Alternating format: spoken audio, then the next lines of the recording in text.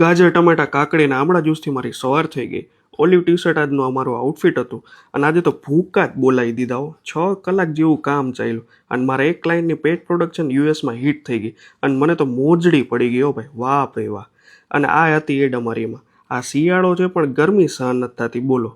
અને આ એકી દુકાનનો ભાવ છે ને 1 કરોડથી નીચે નથી. આમાં રિટેલવાળા બિચારા કેમ કમાતા હશે? અને આ છોકરાઓને મારે કેમ સમજાવવા? ક્રિકેટ મૂકો, કંઈક ભણશો તો કંઈક તમે કરી શકશો, આમાં કાંઈ નહીં થાય. અને પછી છે શ્રીનાથજી બાવાના દર્શન કર્યા અને ભગવાન બધાયનું સારું કરજો.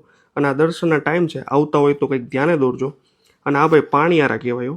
અહીંયા સેલ હતો 500માં 3 કુર્તી અને લેડીઝે એ ભાઈને આઉટ ઓફ સ્ટોક કરી દીધા બોલો. એક એવોર્ડ પડ્યો હોય તો આ ભાઈને આપી દેજો. અને 7 વાગે હું ઘરે પહોંચી ગયો.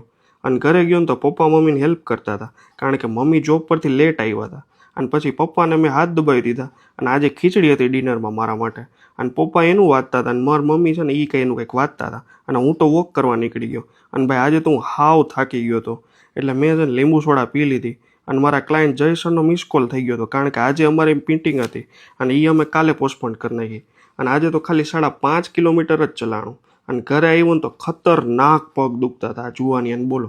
અને ભાઈ હવે રીલ જોયા વગર છે ને શાંતિથી સૂઈ જવાય. જય શ્રી કૃષ્ણ.